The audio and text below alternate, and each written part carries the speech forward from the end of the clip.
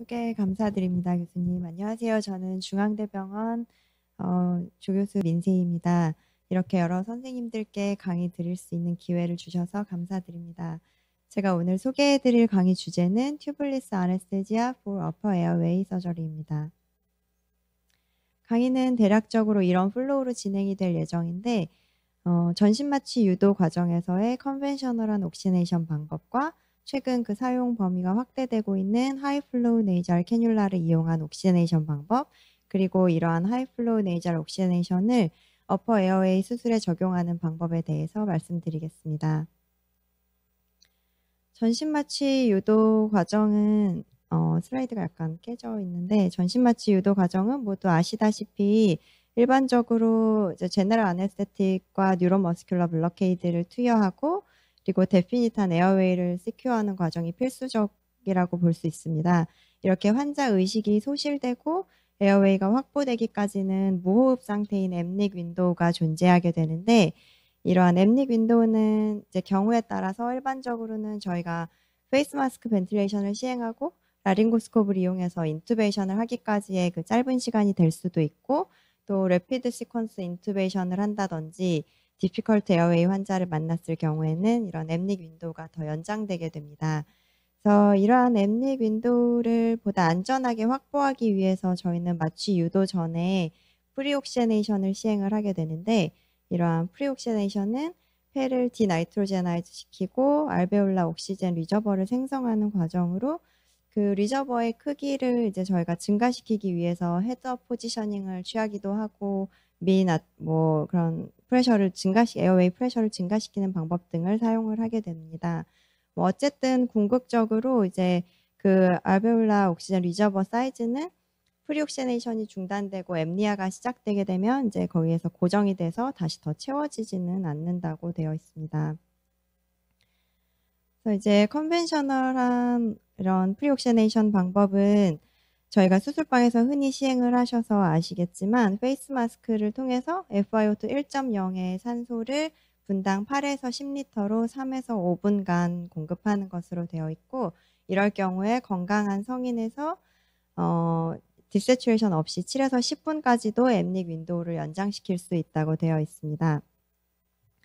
하지만 예를 들어서 파링고 라링지얼 아나토미가 비정상이라든지 그런 환자에게 카디오 레스피레이터리 디컴펜세이션까지 동반되어 있는 경우라면 저희가 인투베이션을 하는 과정에서 에어웨이 트라우마를 주고 인투베이션을 뭐 수차례 시도하게 될 수 있는데, 그러다 보면 페이스 마스크 벤틸레이션도 어려워지는 그런 캔날 인투베, 캔날 벤틸레이트 상황까지 이어질 수도 있고, 또 이러한 환자에게는 정상인에 비해서 앰닉 윈도우가 더 감소되어 있을 확률이 높기 때문에 환자의 안전이 이제 여러모로 위협을 받게 됩니다. 그래서 어느 정도 이 일을 해결하기 위해서 이제 함께 소개해드릴 개념이 앰닉 옥시제네이션이라는 개념인데, 이 앰닉 옥시제네이션은 우리말로는 무호흡 산소화로 1908년에 처음 확립된 개념입니다. 그래서 간단히 설명을 드리면, 폐와 외부 사이의 에어웨이가 페이턴트하게 유지가 될 때에 그런 앰니아 상태에서 환자에게 네이조파링스나 오로파링스를 통해서 산소를 주입을 하게 되면 이 알베올라에서 혈류 쪽으로 산소가 흡수되는 속도가 혈류에서 폐포로 이제 CO2가 제거되는 속도보다 훨씬 빠르기 때문에 네거티브 프레셔가 작용을 하게 되어서 산소가 외부에서 폐로 이제 어느 정도 이동을 하게 된다는 그런 개념입니다. 그래서 결과적으로는 렁 벤틸레이션이 없어도 어느 정도 산소가 혈류로 흡수되게 된다는 게 그 근본 피지올로지이고, 환자가 숨을 쉬지 않는 상태에서 저희가 이제 코나 뭐 비강이나 구강을 통해서 산소를 주입을 하게 되면 디세츄레이션이 될 때까지 그 앰닉 윈도우를 어느 정도 연장시킬 수 있다는 유용한 개념이 되겠습니다. 이렇게 컨벤셔널 앰닉 옥시네이션이 가능한 디바이스를 몇 가지 보여드리면, 네이잘 프롱이나 네이조파링지얼 카테터, 네이조파링지얼 튜브 등이 존재하게 되는데, 네이잘 프롱 같은 경우에는 분당 3에서 10리터까지 이제 산소를 공급할 수 있는 그런 컨벤셔널한 메소드이고, ASA 1이나 2 환자들에게 앰닉 타임을 연장시키는데 유용하다고 보고가 수차례 된 바 있습니다. 그리고 또 오비스한 환자에서도 이런 네이잘 캐뉼라를 이용한 산소 공급을 통해서 안전한 앰닉 타임이 3분에서 5분으로 이제 연장이 되었다 이런 보고들도 찾아볼 수가 있었고요. 이 두 번째 그림과 세 번째 사진은 네이조파링지알 카테터와 네이조파링지알 튜브인데 사실 저는 이 두 가지는 익숙하지는 않은 툴이기는 하지만 파링스의 네이잘프롱보다 파링스에 더 근접해서 거치가 되기 때문에 산소 공급에 더 유리하다고 알려져 있는 도구들입니다. 이러한 기존 엠닉 옥시네이션이 이제 몇 가지 한계점을 가지고 있는데 FiO2가 룸에어와 섞여서 들어가기 때문에 저희가 예측을 정확히 할 수 없다는 것이 단점이고 두 번째로는 드라이하고 콜드한 에어플로우를 공급하기 때문에 뮤코실리어리 펑션에 손상을 줄 수 있다는 문제가 있습니다. 그리고 또 좀 전에 보여드린 그런 네조파링지알 카테터나 튜브 같은 경우에는 파링스에 정확하게 거치가 되지 않으면 이제 예기치 못하게 디세츄레이션의 우려가 있을 수 있고 그리고 저유량의 산소를 공급하기 때문에 또 CO2 리텐션의 문제도 생각해 보아야 합니다. 그래서 이를 개선할 수 있는 방법으로 최근에 스라이브라는 개념이 등장을 하였는데 이제 트랜스네이잘 휴미디파이드 래피드 인서플레이션 벤틸레이터 익스체인지를 이제 약어로 줄여서 스라이브라고 하고 간단히 말씀드리면 벤틸레이터리 무브먼트가 없이 벤틸레이션을 시키는 그런 피지올로직 메서드를 의미합니다. 그래서 산소를 매시브하게 플로우를 줘서 투여를 함으로써 어느 정도 이제 CO2도 워시아웃 시키는 효과를 볼 수 있고 이를 통해서 컨벤셔널한 옥시저네이션 방법보다 더 엠닉 윈도우를 조금 더 안전하게 연장시킬 수 있다는 그런 개념인데 이것을 실제로 이제 적용을 하기 위해서 고안된 게 하이플로우 네이잘 캐뉼라이고 이 하이플로우 네이잘 캐뉼라는 에어 옥시젠 블렌더와 액티브 히티드 휴미디파이어 그리고 히티드 서킷 네이잘 캐뉼라로 구성이 되어 있습니다. 그래서 이제 환자의 비강을 통해서 높은 플로우 레이스로 산소를 공급할 수 있는 그런 방법이 되겠습니다. 이제 임상적으로는 우선은 중환자실이나 포스트옵 런케어에서 주로 이런 하이플로우 네이잘 캐뉼라 디바이스가 사용이 되어 왔었는데 현재 임상적으로 사용 가능한 디바이스로는 이렇게 두 가지를 소개해 드릴 수 있을 것 같고 저희가 수술장에서 주로 사용하게 될 장비는 왼쪽에 보이시는 옵티플로우입니다. 이 옵티플로우는 FiO2 1.0의 산소를 주입하도록 일단 FiO2 값은 고정이 되어 있고 산소 플로우 레이트는 분당 70리터까지 공급할 수 있도록 되어 있습니다. 오른쪽에 보이는 에어보 같은 경우에는 이제 중환자실이나 10kg 미만의 소아들에게 적용하는 것으로 되어 있고 FiO2는 0.2에서 1.0까지 조절할 수 있게 되어 있고 플로우 레이트는 분당 60리터까지 공급이 가능합니다. 이러한 하이플로우 네이잘 옥시네이션의 피지올로직한 이펙트를 좀 살펴보면 일단 고유량의 산소를 주입을 하면서 네조파링지알 데드 스페이스를 워시아웃 시키는 효과가 있고 그리고 인스피레이터리 레지스턴스를 감소시켜서 환자로 하여금 월급 브리딩을 줄여주는 효과가 있습니다. 그리고 이제 따뜻하고 고온 가습된 공기를 주입을 하기 때문에 가스 컨디셔닝 하는 데 필요한 메타볼릭 코스트를 줄여줄 수 있고 그리고 고유량의 산소를 이제 비강을 통해서 공급을 하다 보니 환자의 폐에 핍을 걸어주는 것 같은 효과도 야기시킬 수 있습니다. 그래서 이런 하이플로우 네이잘 옥시네이션이 최근에 수술방에서도 이제 전신 마취를 유도하는 과정에서도 흔히 사용이 늘고 있는데 먼저 마취 유도 중에 프리옥시네이션 하는 과정에서 하이플로우 네이잘 캐뉼라가 효과적으로 사용이 된 보고들에 대해서 몇 개 잠시 간략히 소개를 해드리겠습니다. 이 논문은 2014년에 저널 오브 오베시티 앤 베리아트릭스에 게재된 논문인데 이제 베리아트릭 서저리를 시행받는 BMI 35 이상의 오비스한 환자들을 대상으로 하였고 세 가지 타입의 프리옥시네이션 방법을 비교한 RCT입니다. 그래서 여기 보시는 것처럼 페이스 마스크를 적용한 군과 CPAP을 적용한 군, 하이플로우 네이잘 캐뉼라를 적용한 군에서 프리옥시네이션을 하는 중에 ABGA를 주기적으로 시행을 하였고 PaO2 값을 결과적으로 이제 제시하였습니다. 그래서 결론적으로 말씀드리면 프리옥시네이션 3분을 기점으로 해서 하이플로우 네이잘 옥시네이션이 유의미하게 높은 PaO2 값을 보였습니다. 이 논문 같은 경우에는 2020년 네이처 사이언티픽 리포트에 보고가 된 논문인데 전신 마취를 시행받는 60세 이상의 엘더리 환자들을 대상으로 하였고 하이플로우 네이잘 캐뉼라와 페이스 마스크를 이용한 프리옥시네이션을 비교하였습니다. 그래서 이 연구 결과로는 앱닉 타임에 있어서 이제 그 디세츄레이션이 90%가 될 때까지 앱닉 타임을 유지를 해보았고 페이스 마스크를 적용한 군에 비해서 스라이브를 적용한 군에서 앱닉 타임이 유의미하게 연장이 되었다고 보고되었습니다. 다음으로 하이플로우 네이잘 캐뉼라를 앱닉 옥시제네이션에 적용한 것에 관한 논문을 몇 가지 소개를 해드리겠는데 이 논문 같은 경우는 이제 하이플로우 네이잘 옥시제네이션 관련 연구에서 대표적으로 많이 인용이 되고 있는 그런 논문입니다. 그래서 2015년 아네스테지아에 게재되었던 옵저베이셔널 크로스 섹셔널 스터디이고 간략히 소개를 드리면 25명의 이제 디피컬트 에어웨이가 예측되는 헤드앤넥 수술 시행받는 환자들을 대상으로 하였고 옵티플로우를 적용을 하면서 앱니아 타임에 따른 세츄레이션과 CO2 레벨을 보고하였습니다. 앱니아 타임은 이제 근이환제를 주입했을 때부터 뭐 클리니컬 니즈에 따라서 젯 벤틸레이션을 시행하든지 포지티브 프레셔 벤틸레이션 또는 뭐 수술이 종료되어서 스폰테니어스 벤틸레이션이 시작되는 시점까지로 환자마다 다르게 이제 적용이 되었고 측정이 되었고 결론적으로 평균 앱니아 타임은 17분이었고 아무도 90% 이하로 디세츄레이션을 보이지 않았고 CO2 톡시시티도 나타나지 않았습니다. 이 논문은 2017년 BJ에 게재된 논문인데 소아에서 전신 마취 유도 시에 인투베이션 전까지 앱닉 타임 동안 이제 저스로스트만 시행한 군과 분당 케이지당 2리터의 플로우로 스라이브를 적용한 군에서의 SpO2를 비교한 논문입니다. 소아의 경우에는 성인에 비해서 이제 FRC가 감소되어 있고 그리고 산소 소비도 증가되어 있기 때문에 그리고 에어웨이 콜랩스의 위험도 높아서 이제 디세츄레이션에 대한 위험이 더 크다고 볼 수 있는데 결과적으로 이 논문에서는 스라이브를 적용한 군에서 SpO2가 92%에 도달할 때까지 걸리는 시간을 측정하였고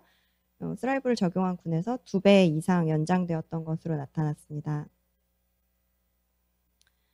이렇게 마취 중에 우리가 프리옥시네이션이나 앱닉 옥시네이션에 있어서 하이플로우 네이잘 캐뉼라를 사용하는 그 효용성은 이제 많이 입증이 되어 있는데 이제 저는 마취과 의사로서 어떻게 하면은 이 하이플로우 네이잘 캐뉼라를 좀 더 확장해서 저희가 수술방에서 사용해 볼 수 있을까를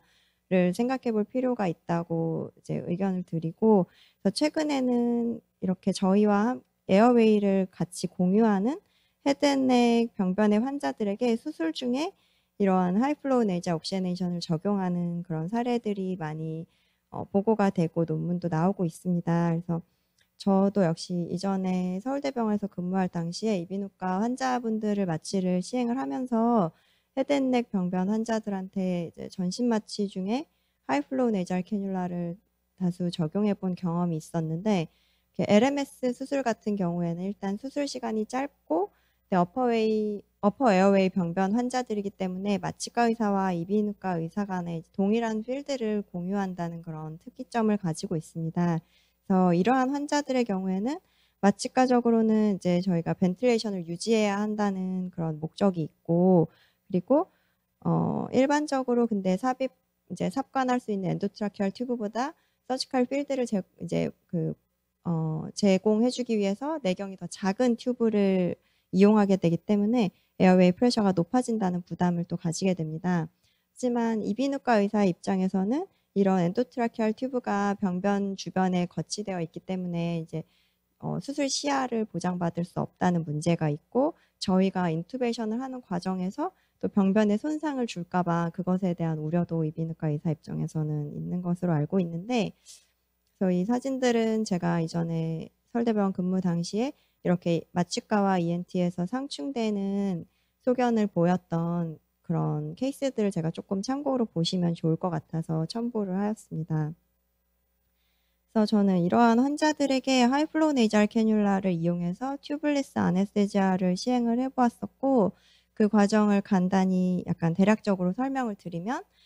일반적인 마취의 경우에는 이렇게 프리옥시네이션 후 환자가 의식이 소실되고 머슬 릴렉세이션이 되면 일정한 앱닉 윈도우를 거쳐서 인투베이션을 시행을 하게 되는데, 하이플로우 네이잘 캐뉼라를 적용할 경우에는 하이플로우 네이잘 옥시제네이션을 통해서 프리옥시제네이션을 시작을 하고 이제 마취 약제와 뉴로머스큘러 블러케이드를 투여한 후에 환자의 의식과 이제 근이완을 모두 확인되면 이제 어퍼 에어웨이 수술을 바로 시작을 하게 됩니다. 이런 어퍼 에어웨이 서저리를 시행받는 환자들에게 이렇게 뭐 일반적으로 인투베이션, 익스베이션, 리인투베이션 이런 그런 시행을 반복하는 것을 이제 최소화하고, 그리고 안정적으로 환자 수술 부위에 접근을 할 수 있도록 하기 위해서 튜블레스 아네스테지아가 저는 최적의 방법일 수 있다고 생각을 하는데요. 하이플로우 네이잘 옥시제네이션을 시행을 할 경우에는 이렇게 뭐 바로 트라우마나 에어웨이 인저리의 위험을 줄일 수 있고, 앱닉 윈도우도 연장시킬 수 있고, 이비인후과 의사에게 서지컬 필드를 장애물 없이 확보해 줄 수 있고, 그리고 전반적인 그런 프로시저 타임도 줄일 수 있다는 장점이 있겠습니다. 이런 어퍼 에어웨이 수술에 하이플로우 네이잘 캐뉼라를 적용한 보고들이 이제 최근에 다수 있는데, 이 논문은 2017년 아네스테지아에 게재된 케이스 시리즈로 에어웨이 수술을 시행받는 3명의 환자에게 하이플로우 네이잘 옥시제네이션을 시행하면서 트랜스큐테니어스 CO2 레벨을 모니터링하여 보고하였습니다. 그래서 결과적으로 앱닉 타임 15분 동안 트랜스큐테니어스 CO2 레벨이 분당 1.7mmM씩 증가한 것으로 보고가 되었고, 아무도 뭐 세츄레이션이 97% 이하로 감소되지는 않은 것으로 나타났습니다. 이 논문은 2017년 BJ에 게재된 피지올로지컬 스터디인데, 숏 라링지알 서저리를 시행받는 환자들에게 이제 앱니아 동안 스라이브를 적용하고 5분 간격으로 PaO2와 PaCO2 변화를 관찰하여 제시한 논문입니다. 그래서 결과적으로 31명의 환자가 대상이었는데 그 중에 아무도 91% 미만으로 디세츄레이션이 되지는 않았고, PaCO2는 분당 1.8mmM씩 증가한 것으로 나타났습니다. 앱니아 타임은 이제 수술에 따라서 환자마다 다르게 적용이 되었는데, 전신 마취가 시작되고 뭐 수술이 종료될 때까지 바이탈은 모두 스테이블하게 유지가 되었고, 특별한 컴플리케이션도 보이지 않았습니다. 이렇게 수술 중에 하이플로우 네이잘 옥시제네이션을 시행하게 되는 환자들에게 모두 뉴로머스큘러 블러케이드를 이제 주입을 하는 것은 아닌데, 이렇게 스폰테니어스 레스피레이션을 유지하면서 하이플로우 네이잘 캐뉼라를 적용해서 전신 마취를 유지하는 방법을 spontaneous respiration using intravenous anesthesia and high flow nasal oxygen 해서 줄여서 스트라이브 하이라고 명명을 하고 있습니다. 그래서 이 논문은 2017년 BJ에 게재된 논문인데, 어퍼 에어웨이 수술을 시행받는 환자 30명에게 튜블리스 아네스테지아를 이제 적용을 해서 전신 마취를 진행했고, 그 안전성에 대해서 보고한 리트로스펙티브 옵저베이셔널 스터디입니다. 그래서 마취는 프로포폴과 레미펜타닐을 이용해서 이제 마취를 유지하였고, 환자의 자발호흡을 유지한 채로 전신 마취를 시행하면서 어퍼 에어웨이 서저리를 진행했고, 결론적으로 수술 중에 97% 미만으로 디세츄레이션 된 환자는 없었고, CO2 상승률은 분당 0.2mmM로 나타났습니다. 그래서 이 값은 기존의 스라이브 이제 앱니아 상태로 스라이브를 적용한 다른 연구들에 비해서 현저히 낮게 CO2가 축적되었다는 것을 보여주고 있습니다. 하지만 이제 레트로스펙티브 옵저베이셔널 스터디이기도 하고, 그리고 스폰테니어스 벤틸레이션을 하게 되면 하이플로우 네이잘 옥시제네이션을 앱니아 상태에서 시행했던 것과 비교했을 때 옥시젠 리저버가 차는 양이 적을 수 있다는 것이 문제가 있기 때문에, 이제 이러한 환자에서 만약에 앱니아가 발생하게 됐을 경우에는 좀 더 디세츄레이션의 우려가 클 수 있다는 것도 한번 고려해 봐야 하고, 추가적인 연구가 요구가 되고 있습니다. 다음은 소아에서 어퍼 에어웨이 수술 중에 하이플로우 네이잘 캐뉼라를 적용한 논문을 몇 개 소개해 드릴 텐데, 이건 케이스 리포트로 2016년 페디아트릭 아네스테지아에 게재되었던 것이고, 교정 주수로 45에서 46주인 환자 한 명에게 4회에 걸쳐서 이제 에어웨이 수술을 시행을 하게 되었습니다. 그래서 이 환자는 서브글로틱 웹으로 수술을 시행받은 환자이고, 처음 2번의 경우에는 이제 일반적인 방법으로 인투베이션, 익스투베이션, 리인투베이션을 반복하면서 수술을 진행을 하였고, 3번째와 4번째 경우에는 하이플로우 네이잘 옥시네이션을 시행하면서 수술을 진행한 것으로 되어 있습니다. 그래서 보시다시피 첫 번째와 2번째 수술에서는 시작하고 39초, 41초 만에 세츄레이션이 80으로 디세츄레이션 되는 결과를 보였었고, 3번째와 4번째 하이플로우 네이잘 옥시네이션을 시행했을 때에는 3분에서 4분가량까지도 세츄레이션이 100%로 유지된 결과를 보였습니다. 다음은 소아에서 스트라이브 하이를 적용한 논문인데, 이 논문에서 보시는 것처럼 일단 메디안 에이지 16개월, 메디안 웨이트 10.2kg의 소아 45명을 분석한 레트로스펙티브 리뷰 아티클이고, 여기에서는 45명의 환자 중에 5명의 환자에서는 인투베이션, 리인투베이션의 레스큐 그런 인터벤션이 적용이 되었었지만, 나머지 40명의 경우에는 모두 안정적으로 수술이 종료가 된 것으로 나와 있습니다. 그래서 하이플로우 네이잘 옥시네이션이 종결되었던 5명의 환자는 모두 1세 미만이었고, 브론코 풀모너리 디스플라지아가 있던 시비어 서브글로틱 스테노시스 환자들이었습니다. 그래서 이러한 경우에는 머슬 릴렉선트를 투여하고 인투베이션을 시행해서 수술을 이제 마무리하는 것으로 진행이 되었습니다. 그렇다면 이제 이러한 논문들을 바탕으로 어떻게 어퍼 에어웨이 서저리에 하이플로우 네이잘 캐뉼라를 적용시켜서 튜블레스 아네스테지아를 시행할 수 있을지 그 방법에 대해서 살펴보겠습니다. 먼저 이제 전신 마취를 유도하기 전에 프리옥시네이션 같은 경우에는 성인과 소아 모두 FiO2 1.0의 산소를 공급해 주는 것이 이제 당연히 효과적일 것이고, 그리고 O2 플로우 같은 경우에는 이제 깨어있는 상태의 환자에게 주입을 하는 것이기 때문에 성인에서는 분당 30에서 40리터의 플로우로 공급을 하게 되면 환자가 불편감 없이 효과적으로 적용 가능한 것으로 나타나 있습니다.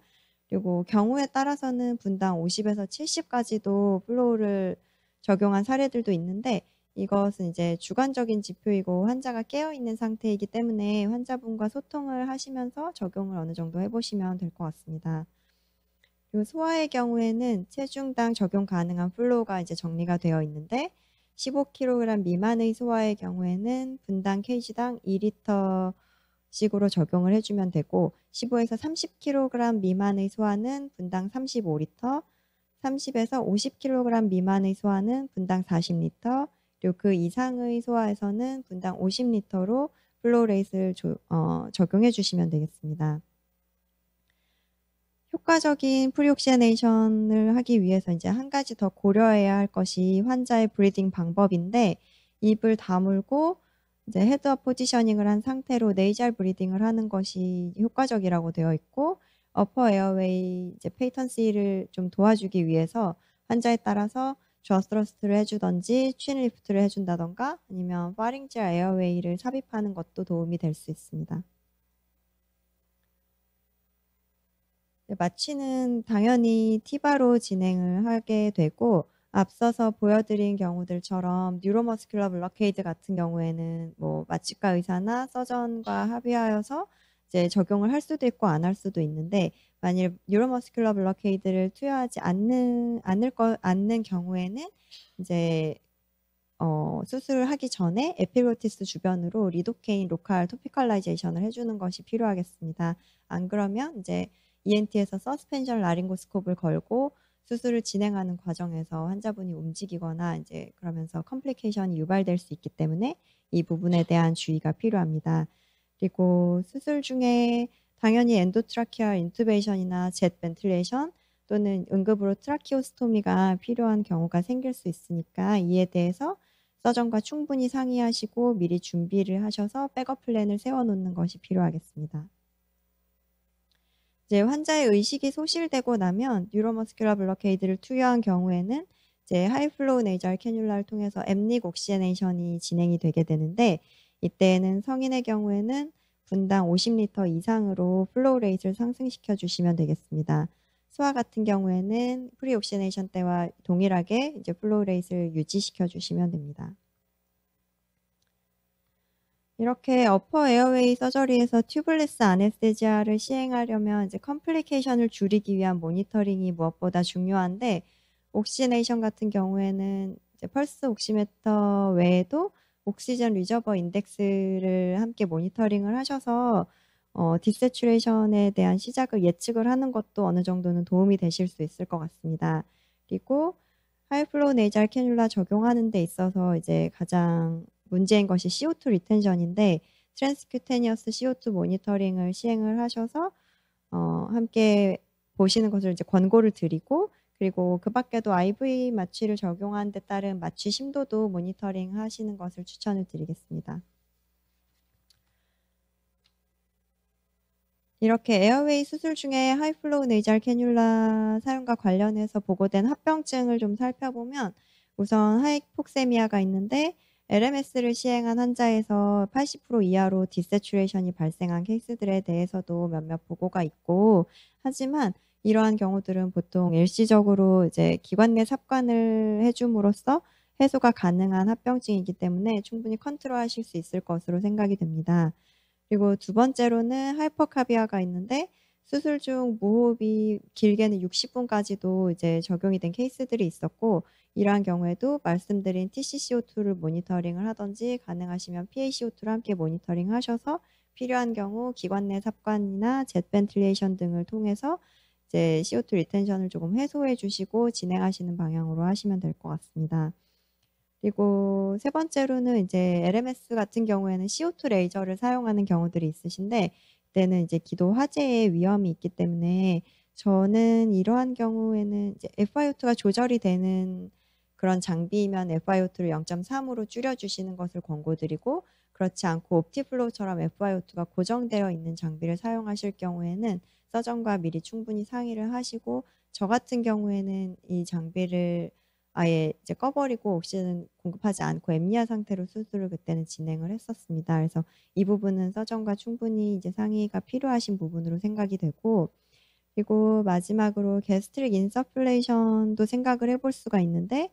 이에 대한 심각한 합병증은 아직 보고가 된 적이 없는지 이론적인 합병증이고, 추후 뭐 연구나 보고가 더 필요한 실정입니다.